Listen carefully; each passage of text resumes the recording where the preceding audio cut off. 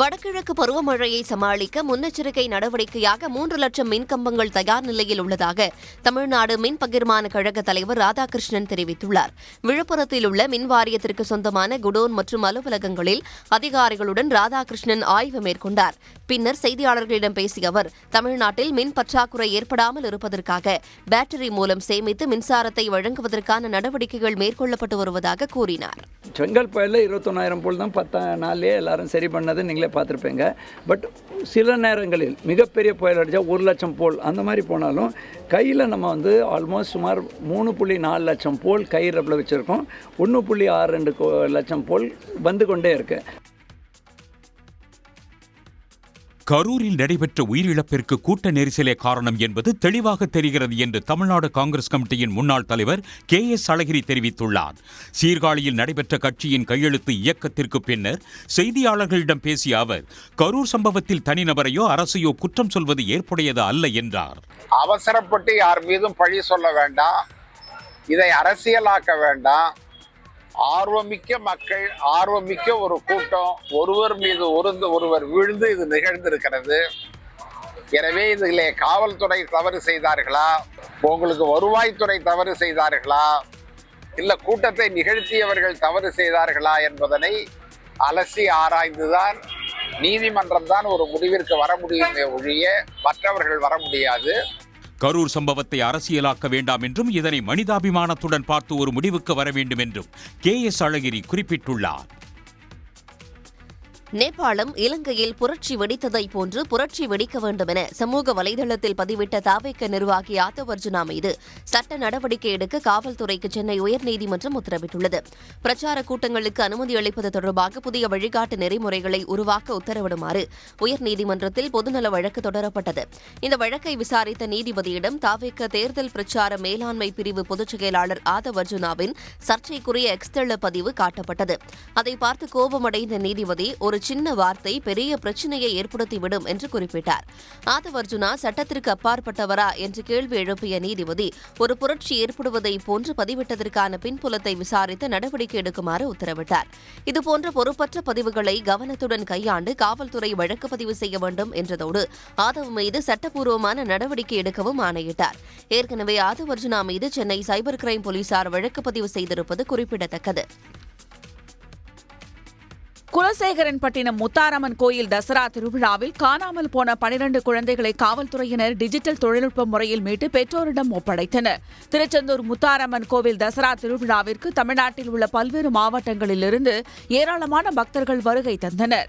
இக்கூட்டத்தில் காணாமல் போகும் குழந்தைகளை மீட்பதற்காக காவல்துறை சார்பில் ப்ராஜெக்ட் கார்டியன் எனும் புதிய செயலி பயன்படுத்தப்பட்டது. அதன்படி இந்த செயலி மூலம் கோயில் அல்லது அதன் சுற்றுவட்டார பகுதிகளில் ஏதேனும் குழந்தை தனியாக நின்றால் அந்த குழந்தையை உடனடியாக காவல்துறையினர் மீட்டு குழந்தைகள் மீட்பு காவல் குழுவினரிடம் ஒப்படைத்து விடுவர். அந்த வகையில் கோயில் திருவிழாவில் காணாமல் போன 12 குழந்தைகளை காவல்துறையினர் மீட்டு பாதுகாப்பாக அவர்களது பெற்றோரிடம் ஒப்படைத்தனர். மதுரை தூத்துக்குடி 4 வழிச்சாலையில் உள்ள சுங்கச்சாவடியில் கூடுதல் கட்டணம் வசூலிக்கப்படுவதை கண்டித்து வாகன ஓட்டிகள் மறியலில் ஈடுபட்டதால் போக்குவரத்து பாதிக்கப்பட்டது. எலியார்பத்தியில் உள்ள சுங்கச்சாவடியில் முறையான பராமரிப்பு இல்லாமல் கட்டணம் வசூலிக்கப்பட்டு வந்துள்ளது. இந்நிலையில் அந்த சுங்கச்சாவடியில் உள்ளூர் வாகனங்களுக்கு வழங்கப்பட்டு வந்த கட்டண சலுகையும் நிறுத்தப்பட்டது. ஒரு முறை சுங்கச்சாவடியை கடக்க 115 ரூபாயும் 24 மணி நேரத்திற்குள் திரும்ப வரும் வாகனங்களுக்கு 45 ரூபாயும் வசூலிக்கப்படுகிறது. இதற்கு எதிர்ப்பு தெரிவித்து 50க்கும் மேற்பட்டோர் சுங்கச்சாவடி முற்றுகையிட்டு மறியலில் ஈடுபட்டனர்.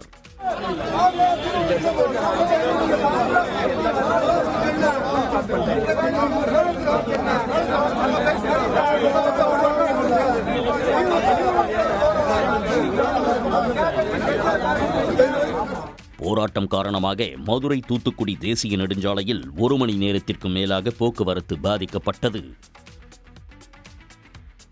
சென்னை ராஜா அண்ணாமலைபுரத்தில் சாலையில் நடந்து சென்ற பெண்ணை 4 வளர்ப்பு நாய்கள் குதறியதில் அவர் காயமடைந்தார். குட்டிகிராமணி தெருவைச் சேர்ந்த உஷா என்பவர் வீட்டு வேலை செய்து வாழ்க்கையை நடத்தி வருகிறார். இவர் வேலை முடித்துவிட்டு வீடு திரும்பும்போது வளர்ப்பு நாய் ஒன்று அவரது உடையை இழுத்து கீழே தள்ளியுள்ளது. அதன்பின் உடன் இருந்த மேலும் 3 நாய்கள் அவரின் முகம், கழுத்து, காதில் குதறியுள்ளது. பின்னர் அவரது அலறல் சத்தம் கேட்டு அப்பகுதி மக்கள் உஷாவை மீட்டு அருகில் இருந்த தனியார் மருத்துவமனையில் அனுமதித்தனர். இந்த சம்பவம் தொடர்பாக அபிராமபுரம் போலீசார் வழக்கு பதிவு செய்து அப்பகுதியில் வீட்டில் உள்ள சிசிடிவி காட்சிகளை வைத்து விசாரணை மேற்கொண்டு வருகின்றனர். ஈரோடு மாவட்டம் பெருந்துறை அருகே சட்டவிரோதமாக மரங்களை வெட்டி கடத்த முயன்ற லாரியை அப்பகுதி பொதுமக்கள் சிறைபிடித்து போலீசாரிடம் ஒப்படைத்தனர். பெத்தாம்பாளையம் கால்வாய் கரையில் உள்ள மரங்கள் அடிக்கடி வெட்டி கடத்தப்படுவதாக புகார் எழுந்தது. இந்நிலையில் அப்பகுதியில் மரங்களை ஏற்றி வந்த லாரியை பொதுமக்கள் சிறைபிடித்தனர். இதனையடுத்து அதிகாரிகள் வந்து ஆய்வு செய்தபோது சட்டவிரோதமாக மரங்கள் வெட்டி கடத்த முயன்றது தெரியவந்தது. பின்னர் மரம் கடத்தப்பட்ட லாரியை பொதுமக்கள் போலீசில் ஒப்படைத்தனர். தண்ணீருக்கு எவ்வித இடைஞ்சலும் இல்லைங்க. அப்படிப்பட்ட மரத்தையெல்லாம் இன்றைக்கி வெட்டி கடத்துகிறாங்க. பார்த்து நாங்கள் கேட்டோம், உங்கள்கிட்ட ஏதாவது ஆர்டர் இருக்கா அந்த மாதிரி கேட்கும்போது எங்களுக்கு ஆர்டர்லாம் எதுவும் இல்லை, எல்லாம் மேலதிகாரிட்டுக்குன்னு சொன்னாங்க. பொதுமக்கள் உதவியோடு வண்டியை பிடிச்சி காஞ்சிபுரம் காவல் நிலையத்துக்கு தகுந்த சட்ட நடவடிக்கை எடுக்க சொல்லி காவல்துறை மூலமாக நாங்கள் வண்டியை ஒப்படைச்சிருக்கிறோங்க. மரங்கள் வெட்டி கடத்தப்படுவதை தடுக்க மாவட்ட நிர்வாகமும் நீர்வளத்துறையும் நடவடிக்கை எடுக்க கோரிக்கை எழுந்துள்ளது. நெல்லை மதுரையில் இருந்து முன்பதிவில்லா சிறப்பு ரயில்கள் நாளை சென்னைக்கு இயக்கப்பட உள்ளதாக தெற்கு ரயில்வே அறிவித்துள்ளது. ஆயுத பூஜை மற்றும் காலாண்டு விடுமுறைக்காக சென்னையில் வசித்து வரும் வெளி மாவட்ட மக்கள் தங்கள் சொந்த ஊர்களுக்கு சென்றனர். விடுமுறை முடிந்து அவர்கள் மீண்டும் சென்னைக்கு திரும்ப ஏதுவாக சிறப்பு ரயில்கள் அறிவிக்கப்பட்டுள்ளன. அதன்படி மதுரையில் இருந்து தாம்பரத்திற்கு நாளை இரவு 7 மணிக்கு முன்பதிவில்லா மெமு ரயில் சேவை இயக்கப்படுகிறது. இந்த ரயில் திண்டுக்கல், தஞ்சாவூர், சிதம்பரம், விழுப்புரம் வழியாக தாம்பரம் சென்றடையும். இதேபோல் நெல்லையில் இருந்து முன்பதிவில்லா சிறப்பு ரயில் நாளை மாலை 4:40 மணிக்கு இயக்கப்படும் என்றும், மதுரை, திருச்சி, விழுப்புரம் வழியாக தாம்பரம் வரை இயக்கப்பட உள்ளது என்றும், 2 ரயில்களும் நாளை மறுநாள் காலை தாம்பரம் வந்தடையும் எனவும் தெரிவிக்கப்பட்டுள்ளது. சிவகங்கை மாவட்டத்தில் பனைமரங்களின் எண்ணிக்கையை அதிகரிக்கும் முயற்சியாக பனை விதைகளை சேகரிக்கும் பணியில் 100 நாள் வேலை திட்ட பணியாளர்கள் ஈடுபட்டுள்ளனர். ஒருங்கிணைந்த காடுகள் வளர்ப்பு திட்டத்தின் கீழ் லாடனேந்தலில் 12 ஏக்கர் பரப்பளவில் நர்சரி கார்டன் ஒன்று கடந்த 2016ஆம் ஆண்டு அமைக்கப்பட்டது.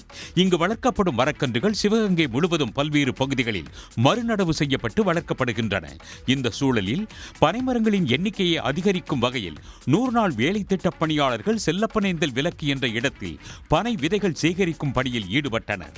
அங்க ராரதுல இங்க பண்ணை வச்சிருக்காங்க. அதுல எல்லா செடி, எல்லா கருவேப்பிலை, வேப்ப மரம், புளிய மரம் எல்லாம் வச்சு ஒரு தோட்டம் வச்சிருக்காங்க. அரசடின்னு வச்சு அதை நடத்திக்கிட்டு இருக்காங்க. அதுல 10 பேர் வேலை பார்த்துக்கிட்டு இருக்காங்க எல்லாரும். நாங்க இன்னைக்கு இந்த பணம் கொட்டையெல்லாம் நிறைய ரோட்ல விழுந்து கிடக்கு. அந்த சீசை வந்தோட பழம் கீழே விழுந்துரும். அது நாங்க 10 பேர் சேர்ந்து நாங்க அந்த கொட்டையை பூரா பறக்குறோம். பறக்கி கொண்டு போய் நாங்க கும்மலா குமிச்சு வைப்போம். கடந்த 2 நாட்களாக 1000 பனை விதைகள் சேகரிக்கப்பட்டுள்ளன. இந்த பனை விதைகளை நர்சரி கார்டனில் விதைத்து கன்றுகளாக வளர்த்து சிவகங்கை மாவட்டம் முழுவதும் நடப்பட உள்ளன. ஈரோடு மாவட்டம் கோபிச்செட்டிப்பாளையத்தில் 5 மாதங்களுக்கு முன் உயிரிழந்த நபருக்கு அதிமுகவில் எடப்பாடி பழனிசாமி பொறுப்பு வழங்கியிருப்பது சர்ச்சையை ஏற்படுத்தியுள்ளது. அதிமுக முன்னாள் அமைச்சர் KA செங்கோட்டையனின் பதவி நீக்கத்தை தொடர்ந்து அவரது ஆதரவாளர்களும் அடுத்தடுத்து பதவி நீக்கம் செய்யப்பட்டு வருகின்றனர். நீக்கம் செய்யப்பட்டவர்களின் பதவிகளுக்கு புதிய நிர்வாகிகளை எடப்பாடி பழனிசாமி அறிவித்துள்ளார். புதிய நிர்வாகிகள் பட்டியலில் 5 மாதங்களுக்கு முன்பு உயிரிழந்த நம்பியூர் SK செல்வராஜுக்கு ஒன்றிய பொருளாளர் பதவி வழங்கப்பட்டுள்ளது. இறந்ததை கூட விசாரிக்காமல் நிர்வாகிகளாக நியமனம் செய்தது ஈரோடு புறநகர் மேற்கு மாவட்ட அதிமுகவில் சலசலப்பை ஏற்படுத்தியுள்ளது. தங்கம் விலை காலையில் சவரனுக்கு 880 ரூபாய் குறைந்த நிலையில் மாலையில் 480 ரூபாய் அதிகரித்து விற்பனையாகிறது. தொடர்ந்து தங்கம் விலை உயர்ந்து வந்த நிலையில் சற்றே ஆறுதலாக காலையில் சவரனுக்கு 880 ரூபாய் குறைந்தது. இந்நிலையில் மாலையில் சவரனுக்கு 480 ரூபாய் உயர்ந்து 87,200 ரூபாய்க்கு விற்பனையாகிறது. 1 கிராம் தங்கத்தின் விலை 10,900 ரூபாய்க்கு விற்கப்படுகிறது. வெள்ளியின் விலை கிராமுக்கு 1 ரூபாய் உயர்ந்து 162 ரூபாய்க்கு விற்பனையாகிறது. காசோலை தொடர்பான பண பரிவர்த்தனை ஒரு சில மணி நேரத்தில் முடிக்கப்பட்டு பயனாளிகளுக்கு விரைவில் பணம் வழங்கும் புதிய நடைமுறை இன்று முதல் அமலுக்கு வருகிறது. அதற்கான சோதனை முயற்சிகளை இந்தியாவில் உள்ள அனைத்து வங்கிகளிலும் மேற்கொள்ளப்பட்டன. வங்கிகளில் காலை 10 மணி முதல் மாலை 4 மணி வரை டெபாசிட் செய்யப்படும் காசோலைகள் ஸ்கேன் செய்யப்பட்டு 1 மணி நேரத்தில் பயனாளிகளின் வங்கிக் கணக்கில் பணம் செலுத்தப்பட உள்ளது. டெபாசிட் செய்த காசோலைகளை வங்கிகள் மாலை 7 மணிக்குள் பரிசீலிக்க வேண்டும் என்றும், தவறும் பட்சத்தில் காசோலை தானாகவே அங்கீகரிக்கப்பட்டு பயனாளிகளுக்கு பணப்பரிவர்த்தனை மேற்கொள்ளப்படும் என்றும் தெரிவிக்கப்பட்டுள்ளது. இந்த நடைமுறை அனைத்து வங்கிகளிலும் இன்று முதல் அமலுக்கு வருகிறது. புகழ்பெற்ற பத்திரிகையாளர் DJS ஜார்ஜ் வயது மூப்பு மற்றும் உடல்நலக்குறைவு காரணமாக பெங்களூரில் காலமானார்.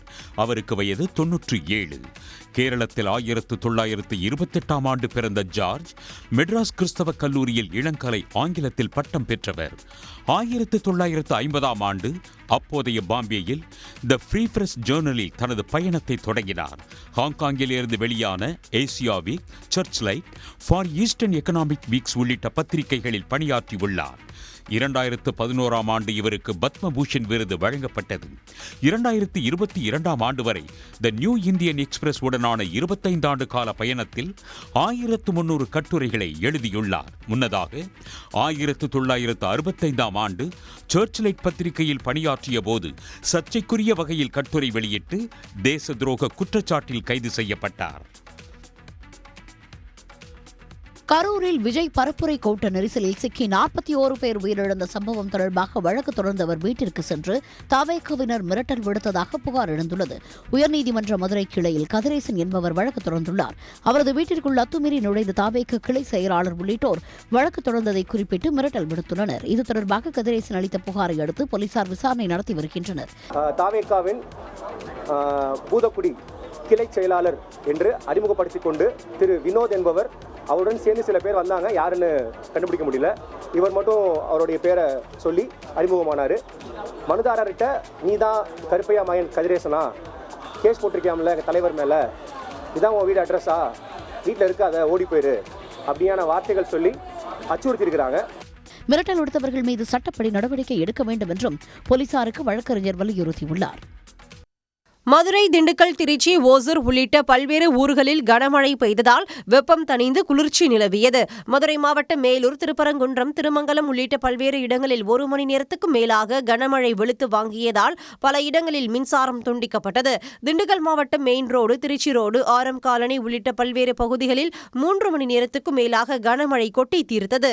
ரயில் தண்டவாளத்தில் தண்ணீர் தேங்கியதால் ரயில்கள் மெதுவாக இயக்கப்பட்டன.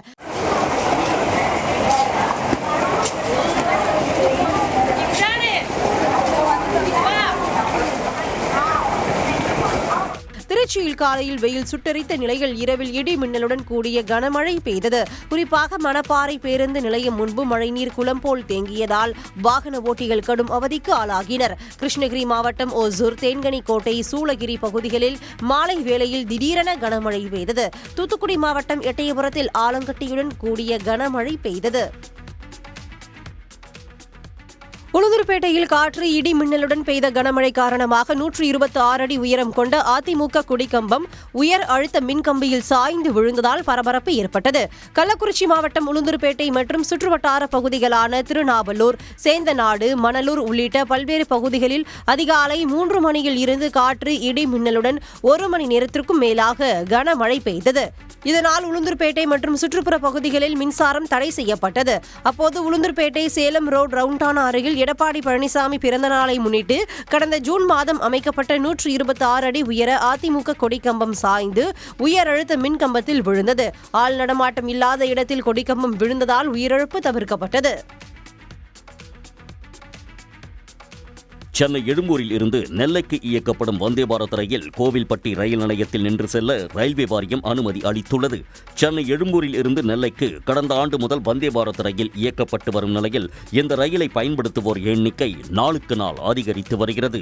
இந்த நிலையில் எழும்பூரில் இருந்து நாகர்கோவிலுக்கு இயக்கப்பட்டு வரும் வந்தே பாரத் ரயில் கோவில்பட்டியில் நின்று செல்ல அனுமதி வழங்கப்பட்டுள்ளது. இதேபோல் நெல்லை வரை செல்லும் வந்தே பாரத் ரயிலும் கோவில்பட்டியில் நின்று செல்ல வேண்டும் என பயணிகள் கோரிக்கை விடுத்தனர். இந்த கோரிக்கையை ஆய்வு செய்த ரயில்வே வாரியம் எழும்பூரில் இருந்து நெல்லை செல்லும் வந்தே பாரத் ரயில் கோவில்பட்டியில் நின்று செல்ல ஒப்புதல் வழங்கியுள்ளது. பீகாரில் மேற்கொள்ளப்பட்டுள்ள சட்டமன்ற தேர்தல் முன்னேற்பாடுகளை ஆய்வு செய்வதற்காக தலைமை தேர்தல் ஆணையர் ஞானேஷ்குமார் தலைமையிலான ஆணையர்கள் குழு தலைநகர் பாட்னா வந்துள்ளது. 243 இடங்களை கொண்ட பீகார் சட்டமன்றத்தின் பதவிக்காலம் நவம்பர் 22ஆம் தேதியுடன் நிறைவடையும் நிலையில் தேர்தலுக்கான பல்வேறு முன்னேற்பாடுகளை தேர்தல் ஆணையம் மேற்கொண்டு வருகிறது. இந்த பணிகளை நேரில் ஆய்வு செய்வதற்காக தலைமை தேர்தல் ஆணையர் ஞானேஷ்குமார், தேர்தல் ஆணையர்கள் விவேக் ஜோஷி, சுக்பீர் சிங் சாந்து ஆகியோர் நேற்று இரவே பாட்னா வந்துள்ளனர். பீகார் பீகாரில் 2 நாட்கள் தேர்தல் ஏற்பாடுகளை ஆய்வு செய்யும் தேர்தல் ஆணையாளர்கள், அரசியல் கட்சியினர், காவல்துறையினர், நிர்வாக அதிகாரிகள், தேர்தல் பார்வையாளர்களுடன் ஆலோசனை நடத்துகின்றனர். தேர்தல் ஏற்பாடுகளை ஆய்விட்ட பின் ஆணையாளர்கள் குழு டெல்லி திரும்புகிறது. இதையடுத்து விரைவில் பீகார் சட்டமன்ற தேர்தலுக்கான தேதியை ஆணையம் அறிவிக்கும் என எதிர்பார்க்கப்படுகிறது.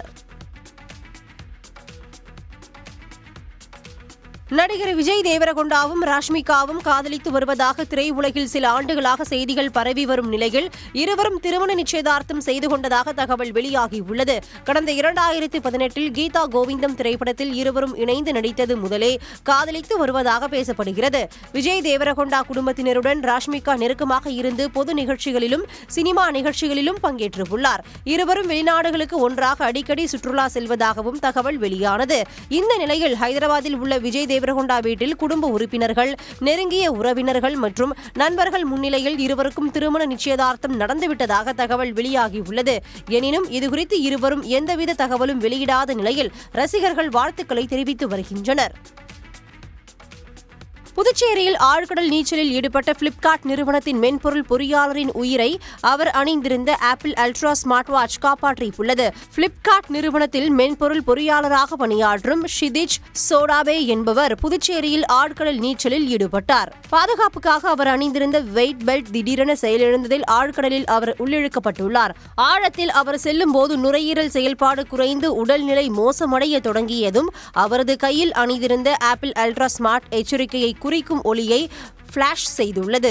தொடர்ந்து 180 மீட்டர், அதாவது 262 அடி ஆழத்தில் இருந்து கடல் மேல்பரப்பில் உள்ள அவரது பயிற்சியாளருக்கு அபாய ஒலியை எழுப்பி துரிதமாக மீட்க உதவியுள்ளது. ஷிதிஷ் சொடாபே பகிர்ந்த இந்த சம்பவத்தை ஆப்பிள் நிறுவனத்தின் தலைமை செயல் அதிகாரி டிம் குக் பாராட்டியுள்ளார். புயல் எச்சரிக்கை காரணமாக மாமல்லபுரம் முதல் கல்பாக்கம் வரை மீனவர் கிராமங்களில் சுமார் 3000க்கும் மேற்பட்ட மீனவர்கள் மீன்பிடிக்க செல்லவில்லை.